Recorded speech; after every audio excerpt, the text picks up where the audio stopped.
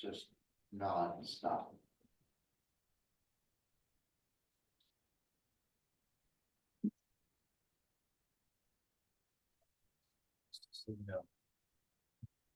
I'll try.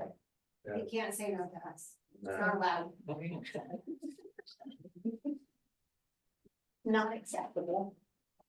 Ready?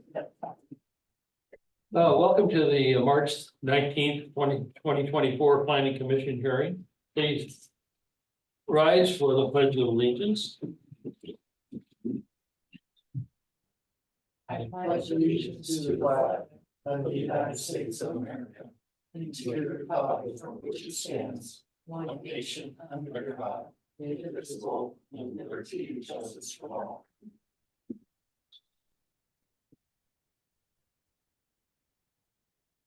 I see we have no media here. Cell phones turned off. Announcement for Zoom attendees. Those joining tonight's meeting via Zoom will automatically be muted upon entry, and you will need to identify your name if not already attached.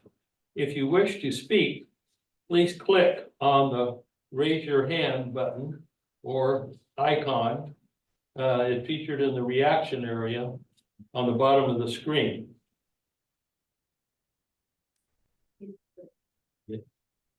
Then remember, commission, to please speak into the microphone so everybody can hear you.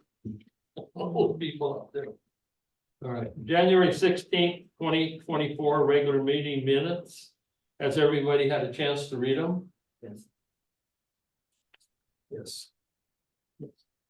Motion?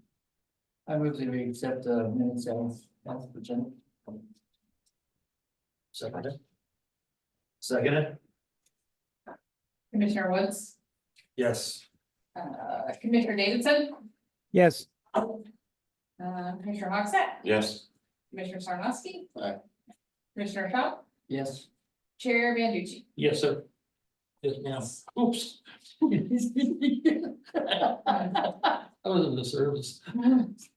approving the minutes of the last meeting. Into the quasi judicial hearing for file number 24S002, Ryan Short and Brett Short, comprehensive plan amendment to the community commercial to high density, along with the zone change from community commercial to multi-family residential.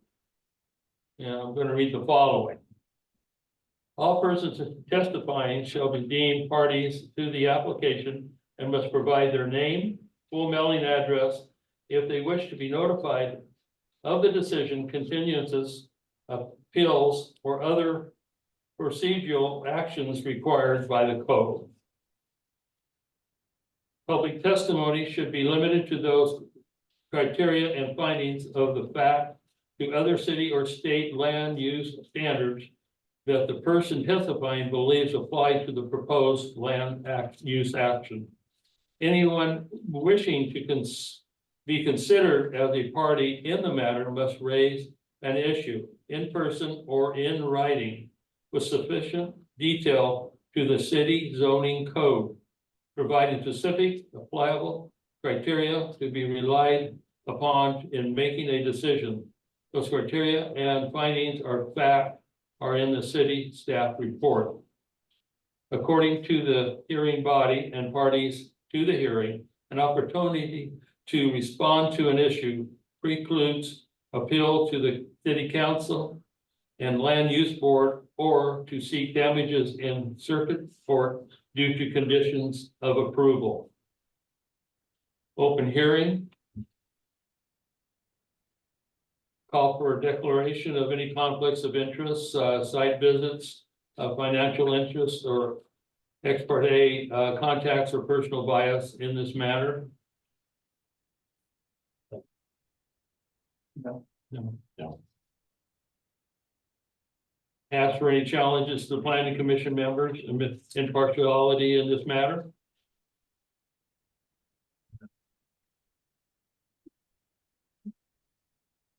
So staff to identify those with party status. The only one with party status is Matthew Hogan for the Fair Housing Council of Oregon. just submitted an email that he was going to request the staff report, which we sent him a copy of, and we have not heard anything from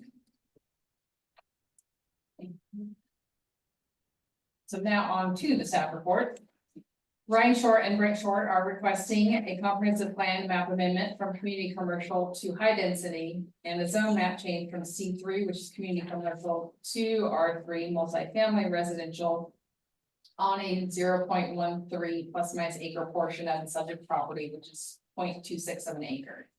The staff report contains reports concerns a proposed plan amendment zone change. Current law requires planning commission city council approval of any amendment to the Sutherlin comprehensive plan and zoning maps. The property owners of record are the same as the applicant. This is on subject property on East Central Avenue, just east of Waite Street, and is in an area of mixed residential and commercially zoned properties. The subject property is described as tax lot 400 of section 16 CC. Township 25, range 5. During the public hearing on March 19th, 2024, the planning commission will accept public testimony and make a recommendation to city council on the application after the public hearing. As part of the hearing, the planning commission will review the applicant's request for compliance with statewide planning goals and general goals and policies of the Sutherlin Comprehensive Plan and applicable criteria of the Sutherlin Development Code and adopt findings of fact. After the public hearing, the planning commission must make a written recommendation for it to the city council in the form of the findings of fact and decision document, which justifies its decision and recommendation. The council will consider the commission's recommendation, hold a public hearing, and make a decision to grant, amend, or deny the requests. The comprehensive plan map amendment and zone map change applications were filed with the city on September 25th, 2023. And were deemed complete on January 17th, 2024. Notice of the proposed amendment was electronically submitted to the Department of Land Conservation Development on February 12th, 2024, which was at least 35 days prior to the first evidential public hearing. Pursuant to sections 4.2.140.c and 4.2150.d, notice of the public hearing was given by publication News Review on March 1st. 2024, which was at least 14 days prior to the date of the public hearing.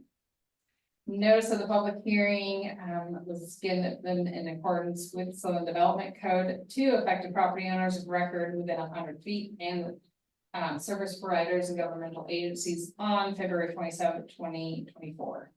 As stated, Matthew Hogan, the Fair Housing Council, submitted an email. He was the only one to make comments on the notice.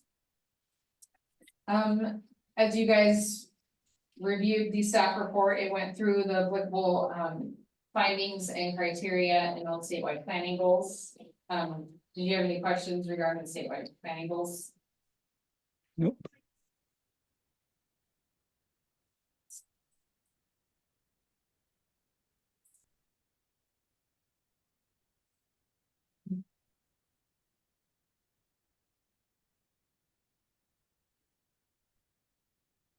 So, as reading through there and for the applicable criteria, conclusion of city staff recommends that the planning commission forward a recommendation for approval to the Sutherlin City Council of the requested comprehensive plan map amendment from community commercial to high density and zone map change from C3 community commercial to R3 multifamily residential on a 0.13 acre portion of the subject 0.26 subject property.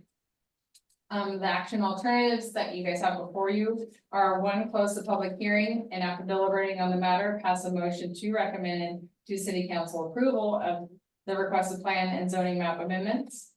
2, close the public hearing, and after deliberating on the matter, pass a motion to recommend the city council approval of the requested plan and zoning map amendments with specified conditions. 3, pass a motion to continue the public hearing to a specified date and time, or to close the public hearing and to leave the record open to a specified date and time for submittal of additional evidence and rebuttal. Or 4, close the public hearing, after deliberating on the matter, pass a motion to recommend denial of the requested plan and zoning map amendments on the grounds that the proposal does not satisfy the applicable approval criteria. Why?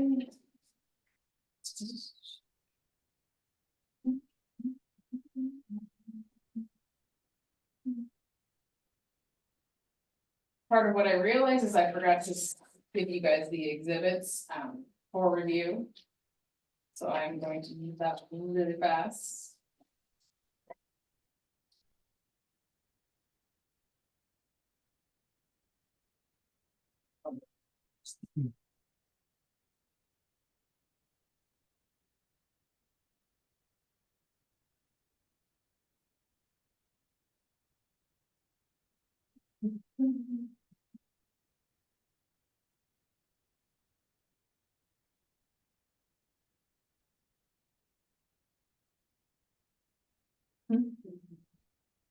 Um, so yeah, so entering in, the exhibits, the staff exhibits from this, the file.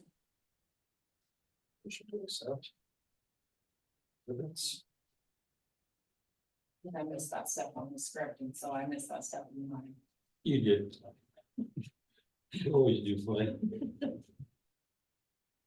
We don't seem to have any, that the applicant's report, is it not? No, the applicant report. Staff. Okay, No, staff report, that's me. we'll call for applicant's report.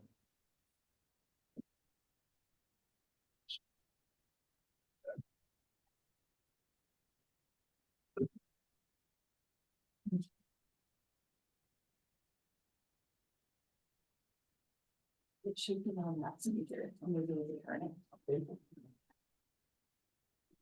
Oh, and then one. No. Oh. Should that be part of it?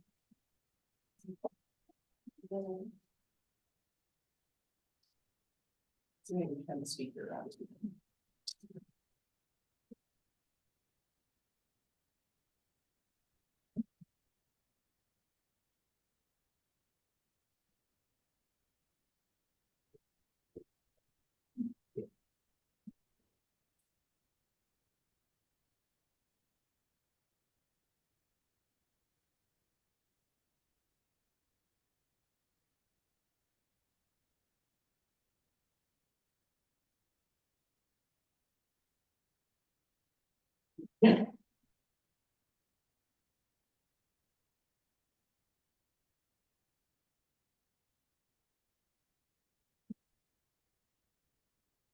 Jamie, Mhm.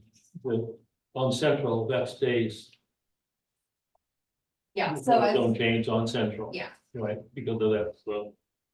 So the portion of the property, because they're doing a property line adjustment right now, it's the rear half that will go through the plan of zone change, leaving the front half that's adjacent to central. Yeah. Commercial to be in line with commercial zone. Okay. You see testimony from those in favor? Testimony of those in opposition? Receive neutral comments? Receive applicant's rebuttal? Continue or close public hearing? Any commission discussion? I have a question. Can you just turn on? A little bit. You guys are following. Can you hear me all right? I can. Yes. Okay, my question is, the portion that's going to remain commercial up front, is that large enough for it to be commercial? Commercial doesn't have a minimum lot size, so. A minimum lot size, so I mean, it'd be whatever commercial development would be required to go on that portion. Okay, yeah, that's the basic question. With the size that it's going to be, is a large enough to put a building on it with all the setbacks that are required? So I guess it depends what their commercial use would be, because if you're gonna do a car lot. Yes, or a little coffee stand, yes. Yeah, I just want that to be in the record, that we did question it just to make sure that down the road, they don't, you know, they put up an R3 on the rear part of it, that the commercial side up front, yeah, is still usable.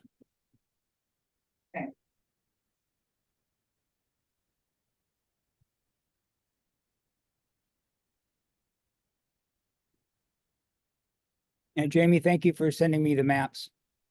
You're welcome.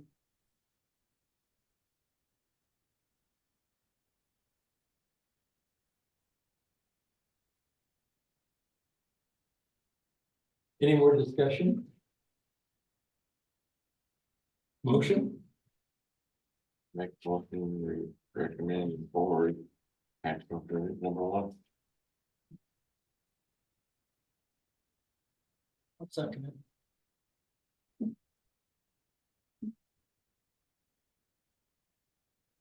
Commissioner Woods, Yes. Commissioner Davidson, Yes, Commissioner Hogsett, Yes. Commissioner Sarnowski. Aye. Commissioner Shaw, Yes. Chair Manducci. Yes.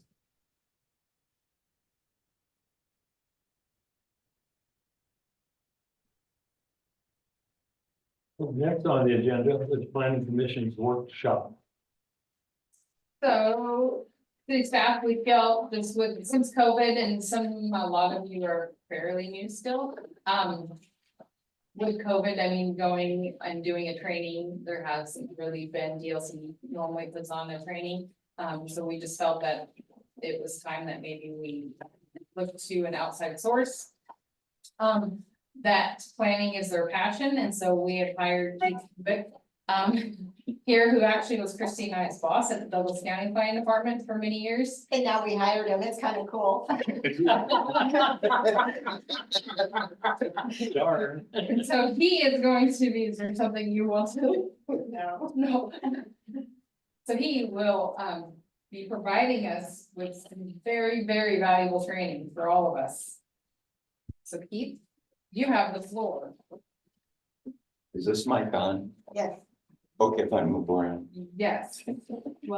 it's hard for me to sit still. Good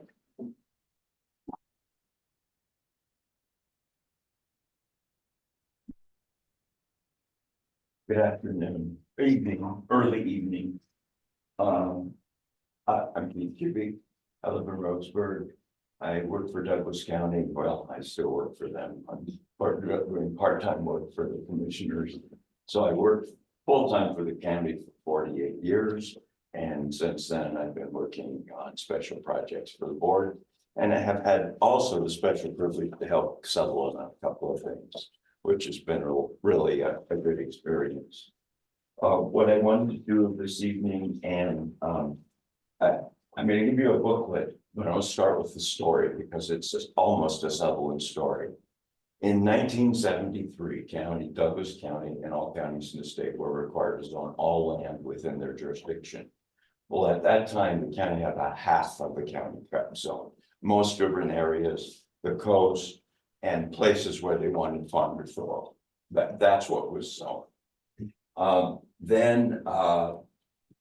In doing that, we held town hall meetings, area meetings, because we were making proposals, because we had to do it. We wanted the people to have an opportunity to speak up.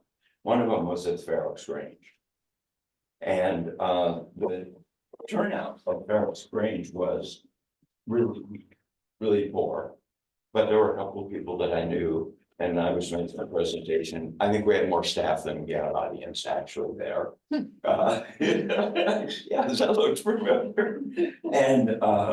And anyway, so at the end, and I forget the fellow's name now, but he was about the age I am now. And I was just a young professional in my early 20s, and I said, well, how do you think we did? I said, well, you know, Keith, when I go out to feed the sheep, and only a few of them come, I don't give them the whole load. That was a comment about our presentation. We gave them the whole load and they didn't need it. I have a booklet that gives you the whole load. Would you just pass those down? But for your assistance, and because Oregon planning laws are so complicated, I have, if you've heard of Cliff Notes, an executive summary, a highlights of almost every section that I'm going to talk about. And it's only 1, 2, or 3 pages. So that's a really shortcut to what you're looking at. The The planning in Oregon is relatively complicated, and if you will go along with me in this little booklet, I first wanted to tell you also about an introduction that I had one time in Oregon. I went to a realtors conference and they asked me to speak about planning. It wasn't a real friendly audience, but it was in Salem, and it was about Oregon planning. And the introduction that I got was, there are hundreds of planners in Oregon. And Keith Kubik is one of them. I wasn't sure whether that was a compliment or not, but that was kind of an interesting thing that happened. At the very beginning of this booklet, on the back of the cover, there's two important comments. It's about public participation, and it's about the level of public participation that the Planning Commission does. Planning Commission is literally the highest level of public participation that can occur in the city of Sutherlin. You represent others, information comes to you, and what comes from you on official capacity goes to the city council. And so my compliments to you on working on the Planning Commission, because that's really important. There's a wealth of information in this booklet. You're going to get the Cliff Notes. If you have a question, let me know. And one other thing I would like to ask you to do, can you give some paper to everybody? Once I get going on a roll, I'll try to be fast, because Jamie gave me the impression that if you weren't out of here before 9 o'clock, I'd be in trouble. Not sure those were exact. She was really clear about that. So you have a couple of pieces of colored paper in front of you. You didn't give me one. Oh. I wanted to ask if I could get you to stand up with the piece of paper in your hand.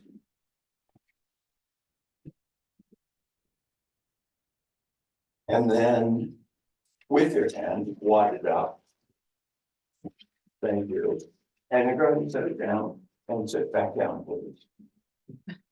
Now, what that exercise was for is it's a criticism awareness or speaker move on recognition tool. So if I'm going along and it's too slow, boring, or you want to move on. You don't need Do I to, get fingers? you don't need to sit it all, just little piece of paper. Make sure it's not too heavy. It actually works pretty well. So with that set aside, one of the first pages in there says Sutherlin Planning Commission applicable law to your operations. Oregon revised statutes, there are 4 chapters of Oregon revised statutes that we're going to take a look at. That's foundational to city planning. The second thing is Sutherlin's local law, and that's a municipal code. And there's 3 chapters. There's 2 chapters in the municipal code related to Planning Commission. And actually the entire development code more or less applies to the Planning Commission, because you carry out a very big part of it. So keeping that in mind, if you go to the page that follows, I think it's on the reverse side, just an overview of the City Planning Commission, and I'm just going to run through this first before I hit the different sections. Planning Commission is authorized by the Oregon Revised Statute. The scope and authority of the Planning Commission is established by the city's municipal code and the city's development code. Planning Commission procedures, by the way, which I observed tonight, were really good. Whether you had a town hall filled meeting or just what you did tonight, typically the Planning Commission procedures have to address quorum, chairperson's duties, and parliamentary procedure. But in your particular case, you had a very good introduction. You had a script that you followed. There were the disclosures, which addresses the ethics law, which is one of the critical ones that you're subject to. And then the process of presenting the information, making sure you did everything you needed to do, and making a decision. And finally, what's really interesting that I observed tonight, because this isn't required everywhere, is that your city municipal code requires that your actions are taken by voice vote. And you did that correctly. And it is in the municipal code. The Oregon Public Meetings Law apply to you as a separate topic. The Oregon Public Records Law applies to you, mostly covered by staff. And the city is also required to retain public records like minutes forever. And they have to maintain those. And then the Oregon Ethics Law applies, and that's specific and has a great deal of detail in it. If you go to ORS chapter 30, people say, what's ORS chapter 30? Well, what ORS chapter 30 is the indemnification statute. The statute is here, but it does three things. You're in a planning commission. Do you put yourself at jeopardy? Are you vulnerable? Can somebody file a tort claim? They could file a lawsuit because they don't like the decision you made. Can they? Yeah, they can. Are you protected? Yes, you are. Good. The statute, and it is here for you to look at. It's a lot of fine print. Oregon public officials have protection from tort claims by the statute. The governing body, and it says in the statute, the governing body shall defend appointed officials, planning commission members, against tort claims related to their duties. That's number one. Now, there's a proviso. If there's malfeasance, which means you did something illegal, broke the ethics law, they don't defend you. So like if you said, is there a conflict and you said no? but And there was, you're on your own. Yeah. Yeah, so that it's double jeopardy. You really have to do it. And then secondly, a tort claim is a claim of damage against the city. Okay, it's a tort claim. If there is a civil suit brought against any one of you individually, the statute says the public official may request legal counsel from the governing body, and the governing body shall engage counsel. Now, that's usually the city attorney. So in both cases, you are protected. I gave you just a couple of quick examples. We've had tort claims filed. Well, we've had, I'm not working there anymore, but well, sort of. Not full time. My name has been involved in tort claims. I don't know how many times, I don't remember, because people sometimes don't like what happens. And one of the first things I do is, am I covered? Yes. I go to county council. Yes, the county's attorney. Can you get my name removed from this tort claim? Because it's against the county, it's not against me. And one time I was doing a refinance on my house. Seriously. And I had a tort claim filed against me. And they would not finish the refi until I got my name taken off that tort claim. It was pretty shocking, but we got it fixed. We got it fixed pretty fast. But that does show that part of the statute really does work. Okay, that's chapter 30. If you can find the next divider, it's from chapter 192. And chapter 192 is a public meetings law. Again, my compliments to you. I included the public meetings law in here also. It is a fairly long statute. It's about 8 or 10 pages and it's fine print. But the public meetings law is a way that local governments must make decisions. It applies to governing bodies. You're defined as a governing body under the local law and state statute. There are 2 exemptions from the public meetings law. One of them is a field check. And the second, because that's investigative, it's not deliberating toward a decision, and you can't carry mics and recorders and all those things that you have to have for this. So field checks. And the second one is if you were all to go as a group to the LOC, the League of Oregon Cities Convention, and you were there as your whole group, which created a quorum, that is an exemption also. And that was intentionally, both of those were intentionally put into the law. Public meetings law applies to in-person discussions, telephone conferences, web conferences, electronic meetings. If a telephone conference call, all of those things, if you're deliberating toward a decision or if there might be a vote, they are subject to the public meetings law if there's a quorum. One of the things under the public meetings law, if you do not have a quorum, you do not have a meeting. Not under the public meetings law. So you have 7. So if you have 3 people show up, you don't have a meeting. But take note that if gathering of less than 3 people sat and deliberated toward the decision, they'd be violating the public meetings law. So don't have a meeting, just say, sorry, we don't have a quorum, we have to reschedule. Yeah, it is technically a violation of the law if those 3 people were as a non-quorum deliberated or, talked about a motion or anything like that. Meetings with staff and discussion with staff do not constitute a public meeting. That is so the commission can work with their staff because it's one-on-one, and the staff has to be more intimately involved to properly advise you.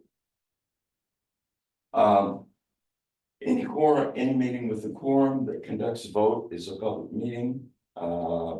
You should avoid discussing with each other facts of the case or potential decisions on a one-to-one, meet at the grocery store. That doesn't mean you can have a casual conversation like how rowdy the crowd was, or this seems like a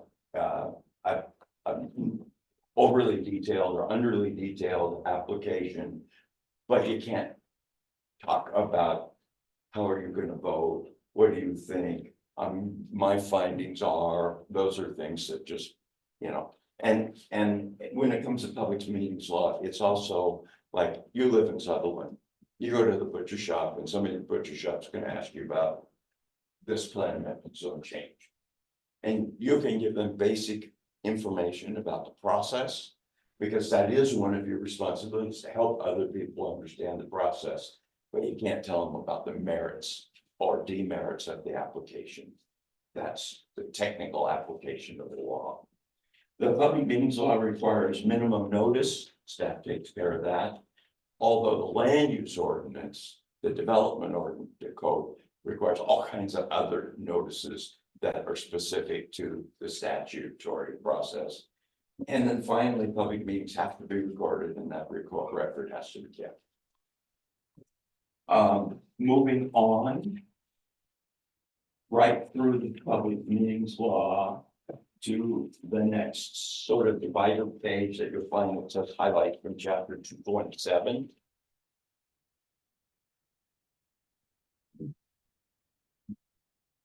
Under the public meetings law, I have 2 really helpful things that you just went right over there for your review independently. One of them is public meetings in Oregon. It's a little more lengthy summary of what I just told you and what the statute does. And then there's also a public meetings refresher and tips about the public meeting. And those are both really pretty good pieces that are in here for you. So back to highlights on 227. Everybody find that?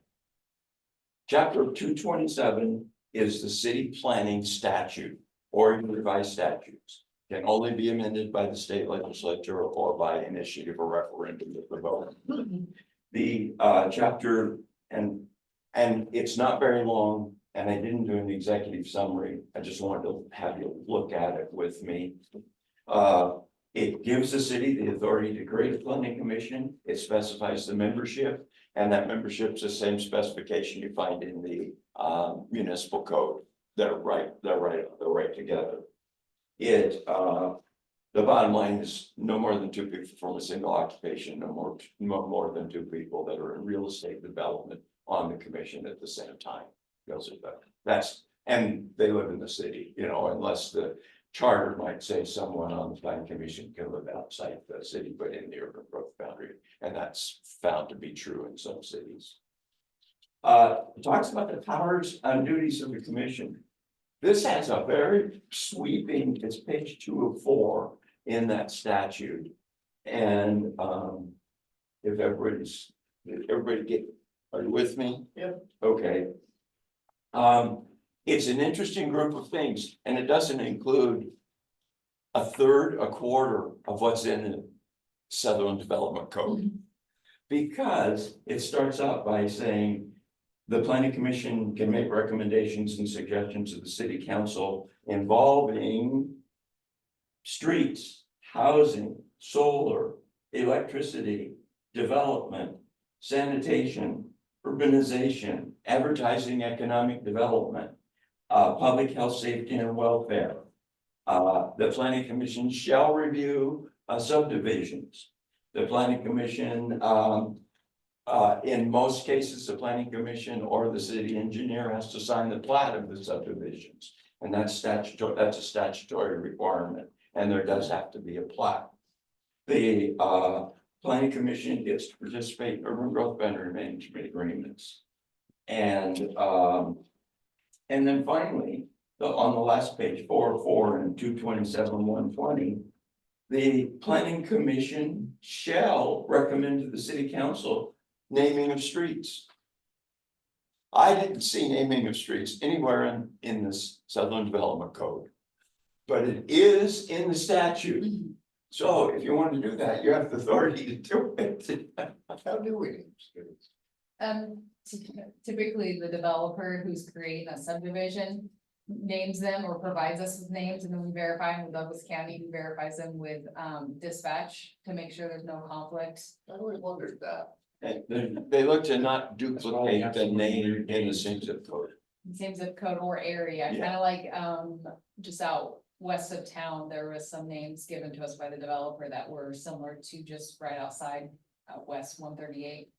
So I And can't. so we had to switch, yeah. Yeah, it's a public safety and I just always wondered. and how there's they- not, in the same zip code area, it's not supposed to be any duplication or something like or lookalikes. So that's chapter 227. It is foundational to the duties that you find in the Sutherlin Development Code. It is supplemented by both the municipal code and the development code. So since we have a interesting group of people here with multi-generational planning commission, I'd say, from the amount or the color of hair.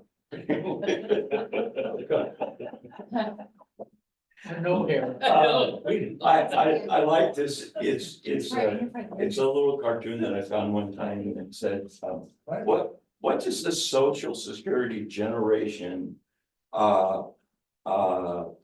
call an antique mall? Strip mall?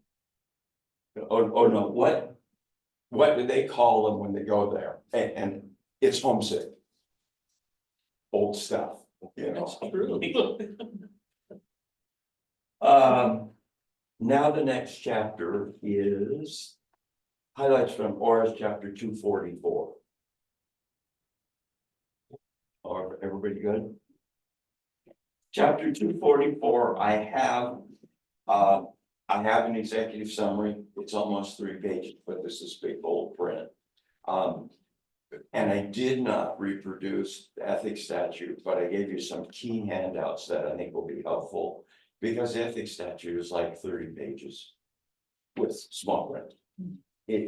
But it also, it covers local government, covers state government, covers the legislature. And so it's got a lot of words in it, a lot of words.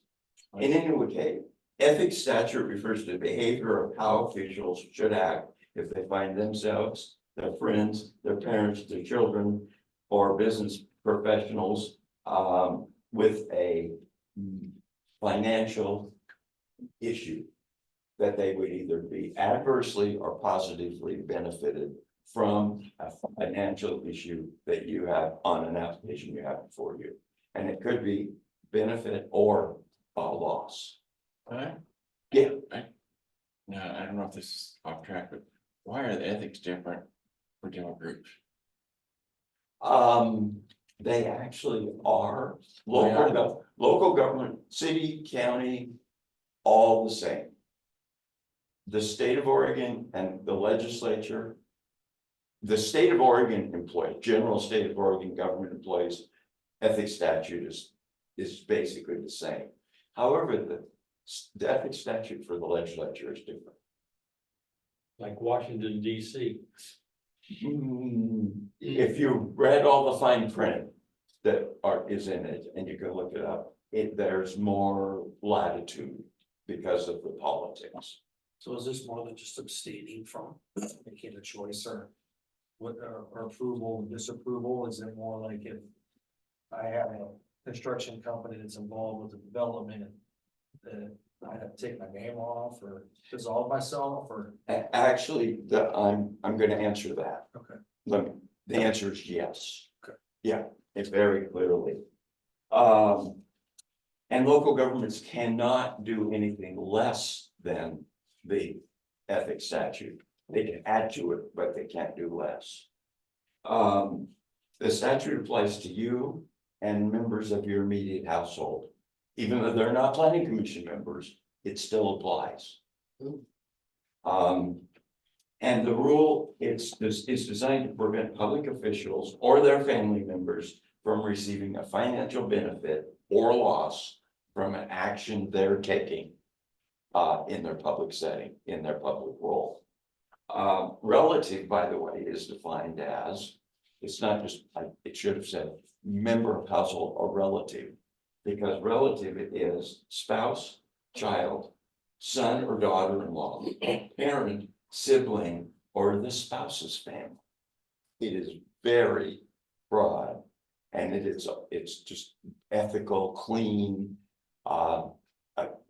government. And what I will tell you is that, because this is an aside, I was the president of the National Association of County Planners twice in my career.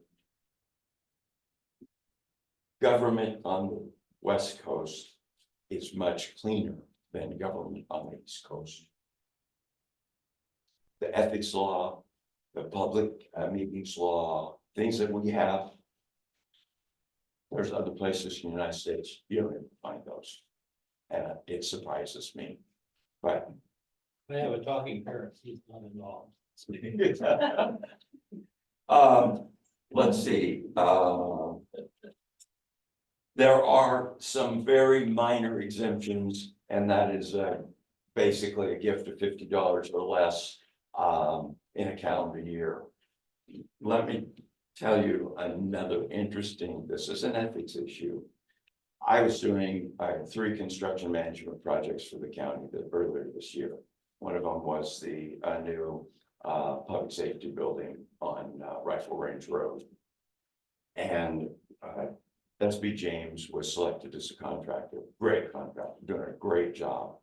At Christmas, they brought, I don't know, 2 things to the building facilities manager and myself, a Pendleton blanket and a mug. We could keep the mugs.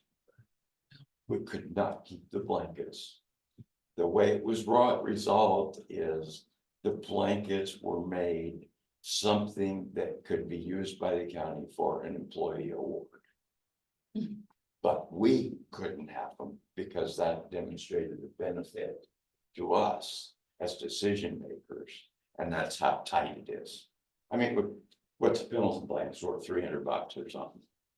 And they were beautiful blankets, by the way.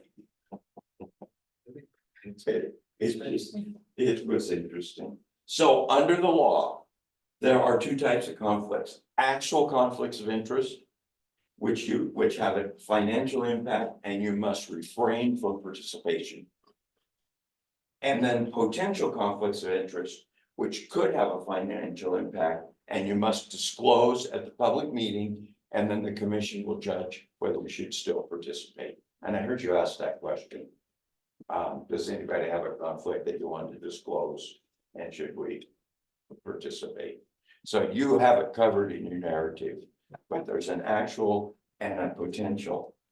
Now, the strange as it sounds, we talked about quorums, we talked about all this ethics stuff.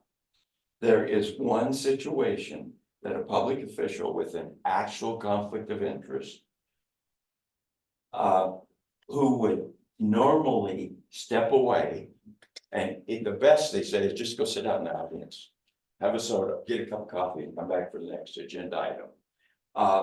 But If you are required, if you have a real conflict of interest, but you're required to maintain a quorum. So a decision can be made, and if it's critical that decision's made and you can't continue.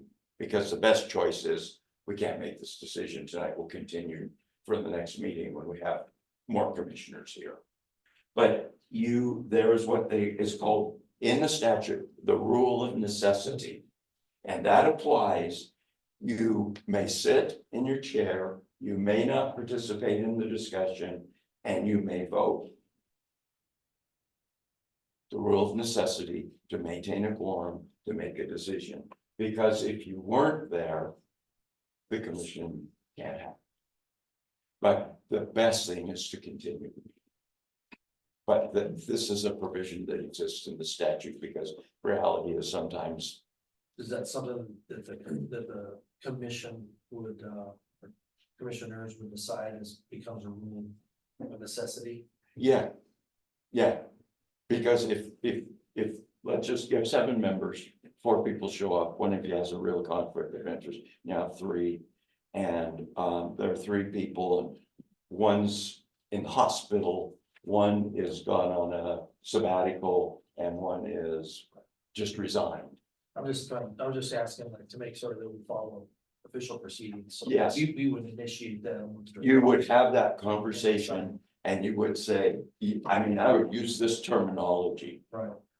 I am staying to maintain a quorum. I am not participating in the discussion. And I am required to vote. There. The ethics statute also, how many of you have been on the planning commission for more than a year? Okay. For those of you that haven't, have you got an SEI? Yes. Okay, Many times over the computer. the ethics statute requires that a statement of economic interest be filed by April 15th, and there are penalties if they're not timely filed. I've been trying to file it, but it seems like, I don't get anywhere, so I'm gonna have to come in and see you guys. I have I have some examples here too, and some instruction sheets. Right. As I said, I didn't include that I did not include in your packet that statute because it's so many pages, but I included the table of content. So if you turn to table of content, Okay. you will see SEI filer requirements and reporting. The SEI has 10 questions, but it doesn't have 10 because there's some A's and B's in there. And the critical questions are, are there any businesses, have you had an interest in any business this last year? Have you been the owner of a business? Have your name been on a business? That's A and B. 3, have you had a source of income? Have you had a source of income that made up 10% or more of your household income, but it's not asking you about your major job? You have other sources of income, is what it's asking. If I was filling this out, I wouldn't have to tell them my salary or my pension, but I have to tell them I make money officiating soccer every year. You know, I'm okay, I'll tell everybody that I officiate soccer. Question 4 is, have you had any expenses paid by other jurisdictions? Expenses paid by source, have you had expenses as a planning commissioner that were paid by another source beside the city? If you did, you have to report that, and that gets up against a $50 deal. The question 5, if you have you had an honorarium of more than $15? If you do, you have to report it. That gets up against the $50 thing also. Number 5 is not applicable to any of you. Have you had income as a lobbyist? It's just an NA, doesn't apply. Number 5, or no, excuse me, number 6. I filled it out right then. Number 6 is just, nope, doesn't apply. Number 7 is to list any individual or business that a member of your household received an income of $1,000 or more that has had an economic interest in their role as public official. So now be careful. If you made $1,000 from somebody and have nothing to do with anything you might be looking at here, you don't have to list it. It just, is it something that might be in front of the planning commission? The next one is like that also. It's it's a personal interest that you might have. It was a household interest and then a personal interest. And question 10 is, have you had an individual or business that paid service fees to you for more than $1,000 that had an economic interest in something that was in front of you as a planning commissioner? It's not everything. It's not your life and your other job or your part-time work. It's just related to what might be coming here. I included after that, the government ethics law summary by the legislative policy committee. It's pretty good. Actually, I have a question. Sure. About the SEI thing. When I fill that out, I actually do work for the city occasionally. How do I justify that? Like doing random signs here and there and Christmas lights, that sort of thing. That is, does it have anything to do with anything that comes before this committee? Not that I know You don't comment on the city's budget. of. No. I Okay. mean, All right. you don't do budget committee review. I just always wondered how I was supposed to put that in there, because it is money from the city, so technically that is an interest in the city's business. But it's not a conflict of interest, has nothing to do with economic, development, land division, a land use application. Good, I'll quit worrying about it. It doesn't. Good question. Here is the next pages after that, thing from the state. Just go a few more. There is a real and actual SEI. It is from a Multnomah County Commissioner. And the reason why I put it in here is they're public record. So if I can get this one on the county commissioner, I could get one on any of you just by asking. It's public record. This one, right? Yes. That's the start of it. And if you'll just take a look, this was a county commissioner named Judy Shipwreck. But I know it's funny, but look at how the answers. NA. They have some property, they have some sources of income, a pension and whatever it was. No money, they didn't have to say what it was. Real property. I thought this was interesting. They don't own real property. That's fine, but that's. And then office related events. They had several things that are in there, and these are I think these were reimbursements and conventions and that kind of thing that are lawful. If you look at them, it's AOC, National Association of Oregon Counties. Those are all, that's in the exception, but you gotta list it.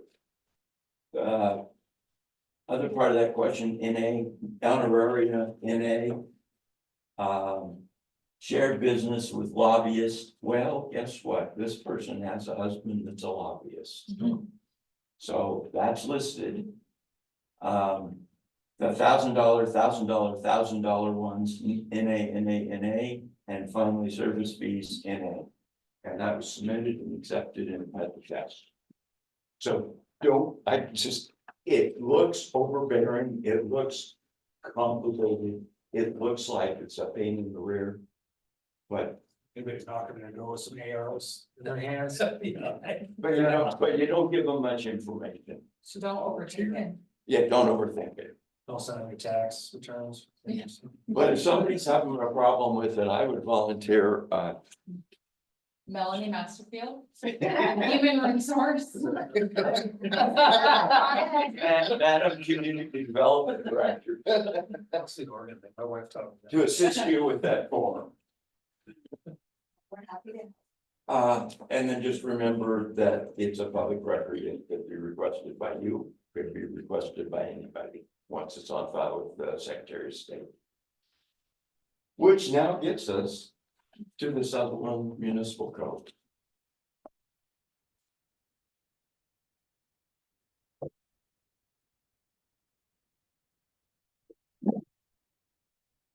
The, I'm gonna do.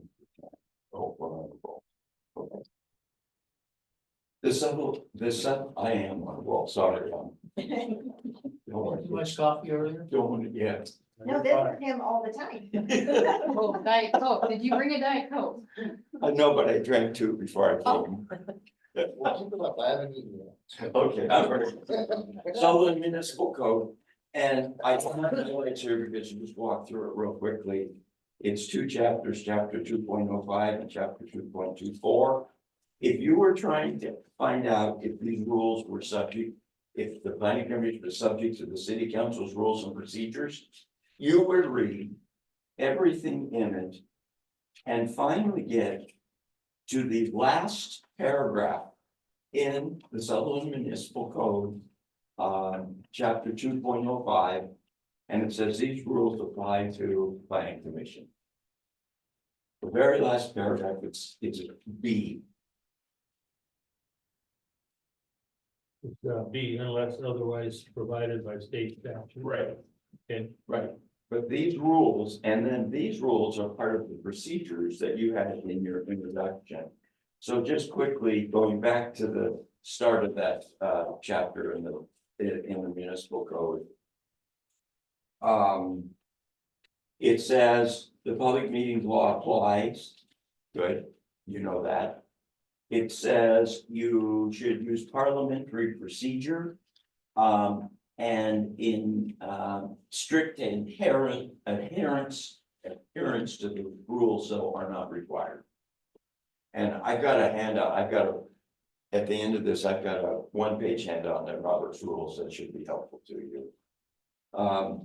It says that the meetings have to be recorded. It says in 205.050, it says, it goes over the duties of the chair, and Mr. Chairman, Mr. Banducci, you did really well on that. Thank you, Jamie.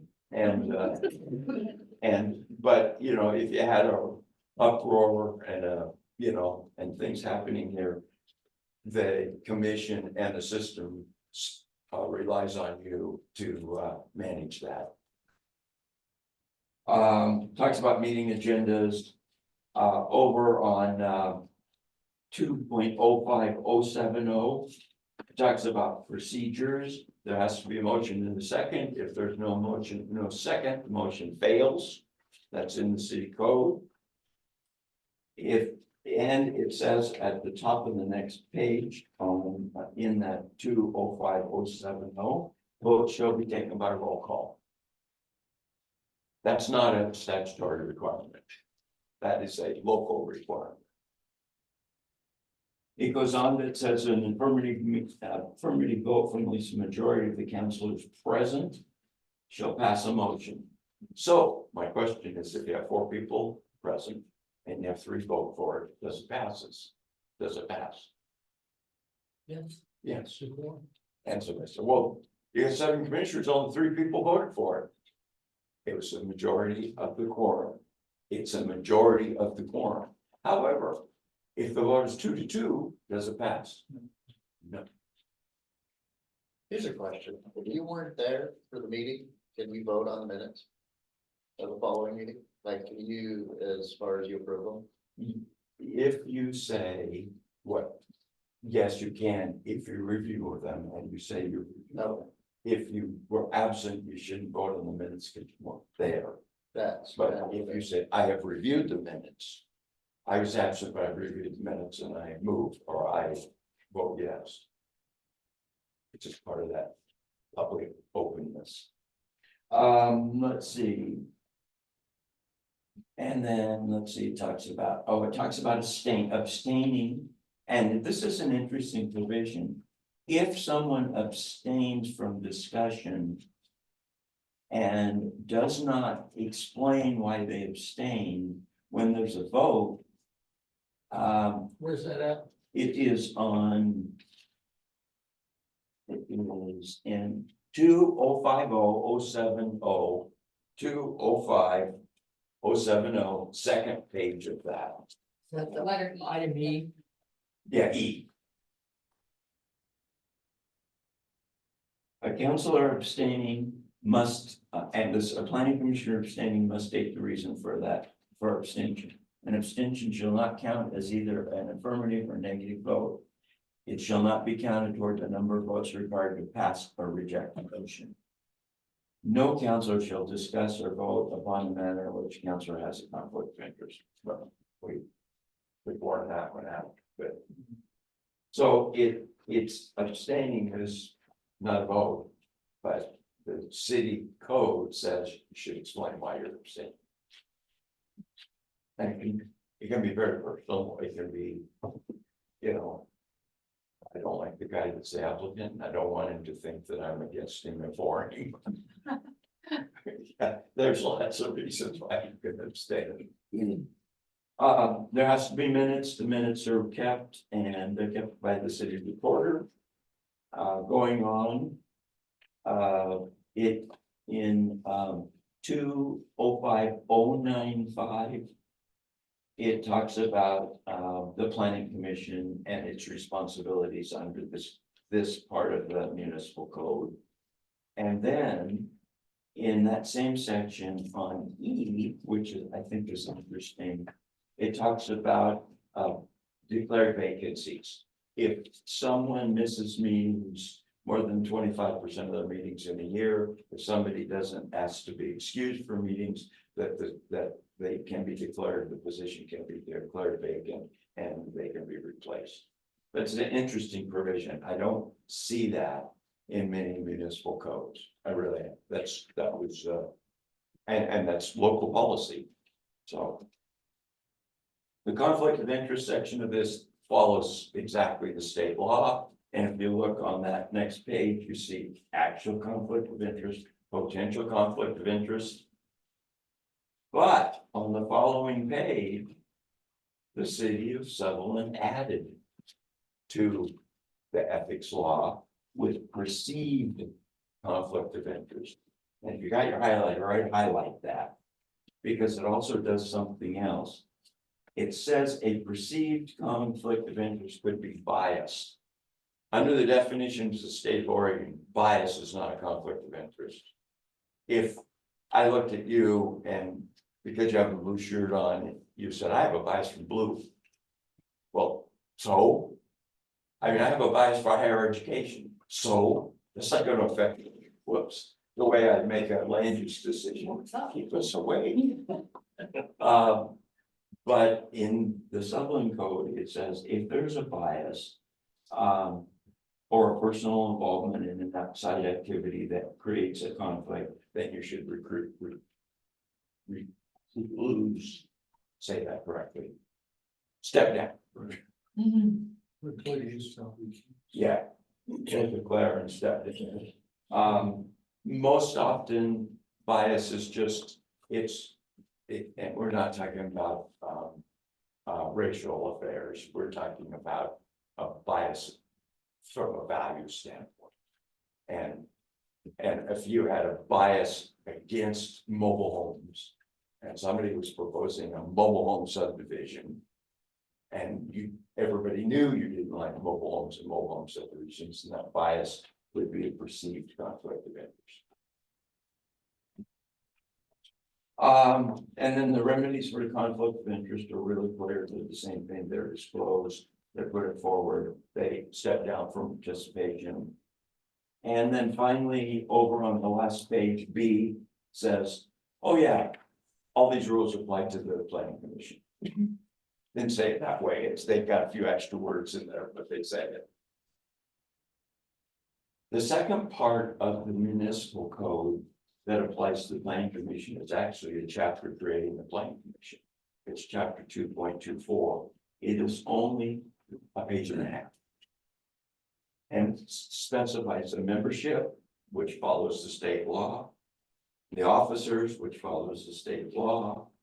The form requirements, the duties, which follows the state law.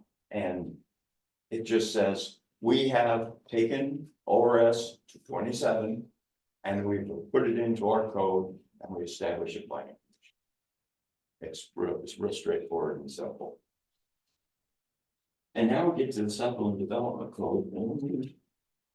And what I'd like to give you. There's a couple going that way. When you look at the development code, there are 4 types of hearings. You had a hearing tonight. It was under your code, a type 3 hearing, right? Because it was a plan amendment and zone change, which had to go to the planning commission and had to have a public hearing. But there are really 4 types of land use decisions. I borrowed from my old office, and since I wrote it, I figured it's not, if it's copyrighted, I'm not stone part of it. This tells you that there are 4 types of land use decisions. The first is ministerial. Those are type that under the city code, that would be type 1. And those are decisions the staff makes with little or no discretion, and they don't have to give notice on them. The second one is administrative.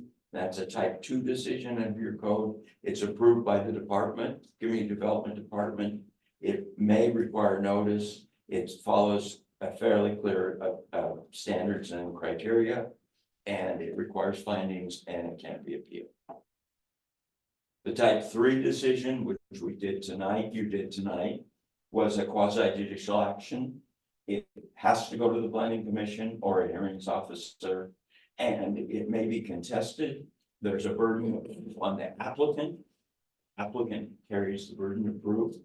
And these applications are initiated by applicants to the city. Quasi basically means it's really an actual yet. It's not said yes or no. It's still open for discussion. The one you just looked at? Yeah. No, No. you closed the hearing. Okay. It's all done. Yeah, no, you closed the hearing. So you're good. You just didn't have anybody participate. And if somebody didn't like that, you'll have a written decision and their next step would be to appeal. And then the last one are called legislative actions, or type 4 under the Sutherlin Code. And type 4 are generated in the Sister County, because I work for the county. They're generated by the local government. They're applicable generally to a number of properties, and they usually have an impact on the whole jurisdiction by changing the comp plan or changing the code. 4 types of land use actions. First one is at the staff. Second one's at the staff, but eligible to come to you. Third one comes to you, and fourth one comes to you. And on the fourth one, though, you're making a recommendation to the city. So that'll be like the silk side type thing that's coming up. Yeah. We're gonna do that again. Yes, we do. Yay. Because it was only a year. So following that, I did not include the development code because this is it. Yeah, you got it. And you use it. And you use it, implement it, administer it all the time. But there is a list here, and I don't need to go over them because there is a 2-page list here of all the citations in the community development code that gives an assignment to the planning commission. And you can look at yourself, it just explains where it's at in the code and what it is. 2 pages, find that? Yeah. Okay. And also in there down on the first page, types of applications. And if you notice, it says type 2, 3, and 4, because in the chart that you have in the code, type 1 isn't in the chart. It's in another part of the code. Mostly because it's all staff work. Okay, So. A couple of more minutes, and if you'll go to the last section, Tips, tools for the tools, yeah, tools and tips. The first page that's in there is Robert's Rules of Order Simplified. What I would tell you about Robert's Rules of Order is unless you're in a big delegate assembly of 1,000 people, most of it doesn't apply and you don't need it. If I was gonna say highlight anything, highlight the things in the first box. There's 1, 2, 3, 4, 5, about 8 of them. Those you probably use. And on the second box down there, you probably only use the first one, which is a point of order. And the motion to reconsider, which is third from the bottom. The key about this chart is it tells you how do you make your motion and what do you say for those. May you interrupt the speaker? Is a second needed? Is it debatable? Is it amendable? And what's the vote that is required? It's a really good little chart. I mean, I used, whenever I went to our planning commission, I had one of these taped inside of my notebook. And I could always sound like I knew what I was talking about. It could sound like it, not, you know. Okay, so enough for Robert's Rules of Order. I think that'll be a good slide. The next thing that's in here is the 3 key terms for planning commissioners. We have worn this out: conflict of interest, actual or real. Then there is a definition of bias. And I do want you to make a note in the margin there that the Sutherlin Municipal Code does include that in the code, but it's not in the Oregon law. Bias may be disclosed and non-participation chosen if it would taint the decision. It's still the right thing to do, no matter what. And then ex parte contact, and I tried to mention this a little bit about the butcher shop thing. Ex parte contact is information from one side that the rest of your commission doesn't benefit from. If someone takes your side and lobbies you about making a decision for or against a new commercial site, that needs to be disclosed at the public hearing. So I ran into, you don't even have to say their name. I ran into a citizen at the ball game, and he gave me quite an earful about things that he didn't like about such and such. And I want to know that, but it will not affect my ability to make an independent and objective decision. In the story, it's done, but disclose it, because we had situations at the county where the planning commission didn't disclose ex parte contact. It was discovered, the decision was appealed, and the county's decision was reversed. Because whatever parties there were, they didn't get to respond to it. When you put it in the record, then they can respond to it. Can you give me an example of the bias, like how that would be applicable to something we might run into? Well, let's just say that you are a member of the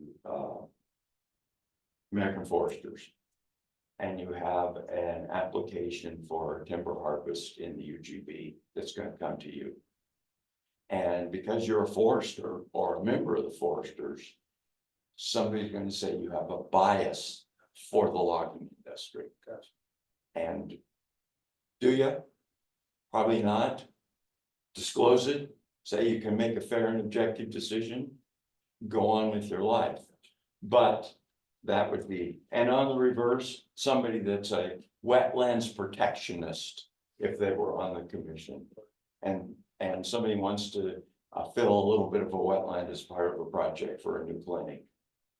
You could say you have a bias against our project because you're a wetlands expert. Right. Okay, does that make sense? Yep. Okay. Thank you. Okay, so this is a little bit fun, and I've almost, no, I'm gonna get out of here at 8:30. Appreciate it. And you have to net dinner. I'll live. If you'll pass those down. I can stand to miss a few. Okay, these are a series of cartoons that I want you to take a look at. This is about planning commission members. And I would ask, do you recognize any of these? But don't answer out loud. Just answer to yourself. As I would also ask, if you talk to yourself, will you raise your hand? Well, depends. Well, see, the people that didn't raise their hand are saying, I don't talk to myself. You talk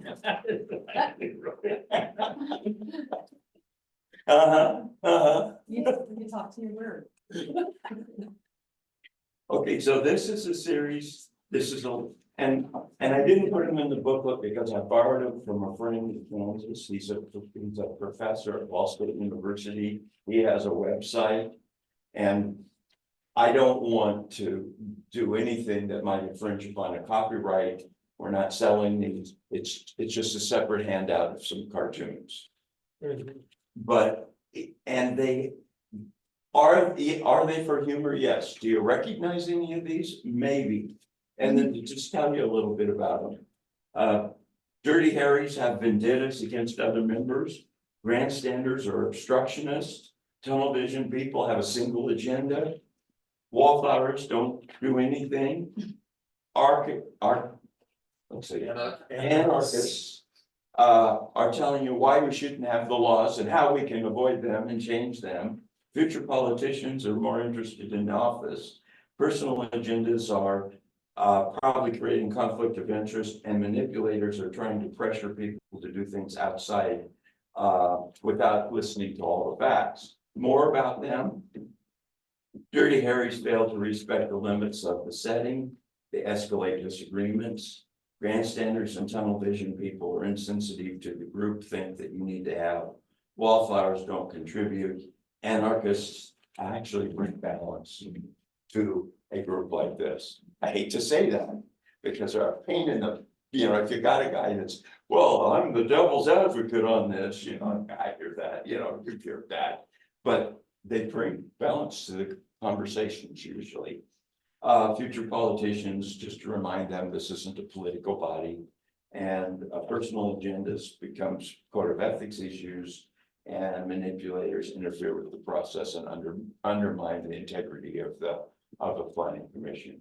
So what I would recommend is being a good apple on the planning commission, and that's the next page in the book. And this is like a David Letterman 10-point. Yeah, I actually came up with 10 points, but there's several of them that I think are really, really important. And it's about being a good planning commissioner. And I say this, it's tongue in cheek, but planning commissioners have to play well in the sandbox together. Because you're making decisions on behalf of the community and you're trying to do the right thing for the future. I mean, it's a responsible job, and I really I respect what you're doing. And it's been my whole career was working with the planning commission also. But use the development code correctly. Rely on staff to help you with that.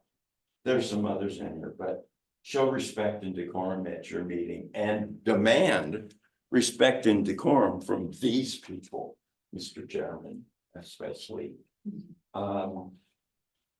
Declare conflict of interest. Yeah. Declare conflicts of interest, but if you do, you don't have to embellish on them. Nobody, you just say, I believe I have a conflict of interest and, so and so, and that's it. And I'm out of here. I'm gonna go sit in the audience. Keep an open mind when you're listening to the participants. Understand the tools that you have to help ease land use conflicts, and those tools are usually suggested by the staff. They're often conditions, they're sometimes exactions, which means takings that might be required in the public interest. And there's some negotiation and putting people together that are for and against and making them come back to you with something that might work for all of them. And then finally, there's 10 here, but I only touched several of them. Focus on collaborative decision making. And based on what I saw tonight, I think you guys, you gentlemen, and if there was like here, I would still probably say you guys, you know, will do and do really well with that. Little cartoon on the bottom of the page. I have no idea where I found it, but I have a cartoon collection at home. So that's not a planning commission that's working very well. Looks like a jury. Yeah. So finally, wow. I would recommend to you the following principles for planning commission involvement in city planning.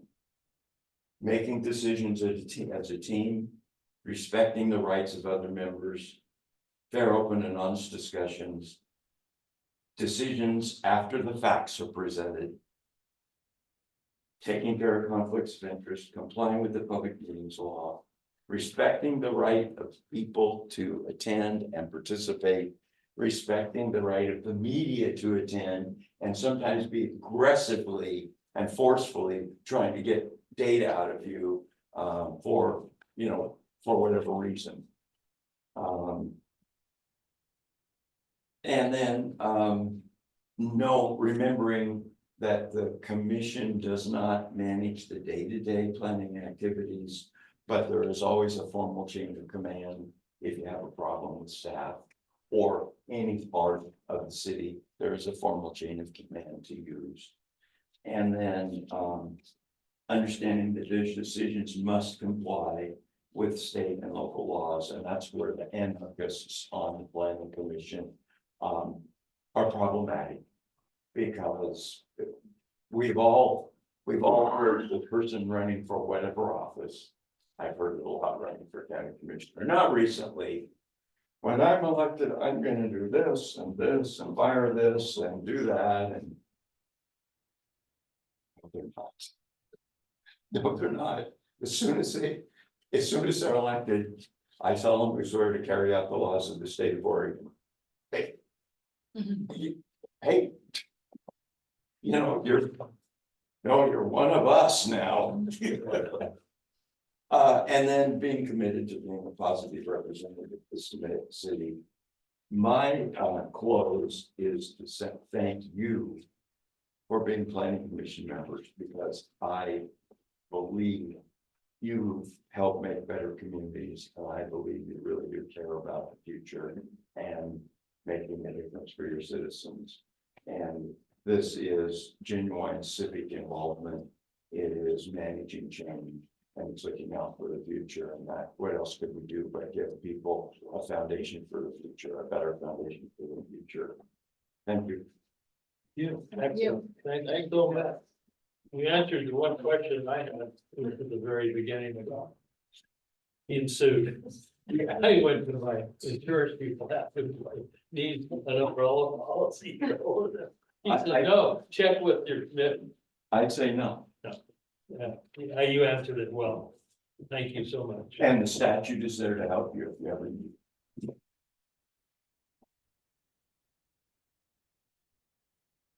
Any other questions? Good job. Yes. So now we have to get on, Thank you very much. oops. We get on the page. You're not done. Okay, not yet, yet. Monthly activity report. Has anyone reviewed the enclosed monthly activity report? Yes. Yes. Does anybody have any questions? Well done. It's all of us. So on the Ford Pond, are they gonna take and put a walkway all the way around? Yep. And that's gonna be done this year? Yeah, weather restricted it last year, and so we're moving forward with it. It'll just depend on the weather. I see you put a date here as July 24th. So we have a grant expiration date of August, so we have set the contractors with a substantial completion of July 31st. And then the final completion of August 31st, so we can close out the grants. And since it was extended from last November, we're trying to push it through a little bit harder. We have another new turtle that has arose. And so, we're taking all the permitting precautions with the wetland permit, in order to not stop the construction, because if we wanna gamble and not do anything, and they decide to list the turtle as endangered, it will stop the project. So we're trying to do everything, the right way, in order to take precaution in case it gets listed before October. So. Yep, fun stuff. Very good. Yeah, because I love walking that place. Any other, It'll have a boardwalk and Sorry. paved path the rest of the way. any other commission comments? Oh, Mr. Chairman, in that case. Meeting adjourned. That's not good to do. Thank you, Pete. That's about, that's about the truth. Sorry, it's all right. It's a Bye, lot, everybody. it's just a lot there. Take care. But that's why you got a book with it. Yeah, no, it was good, thank you. Yeah. I think it.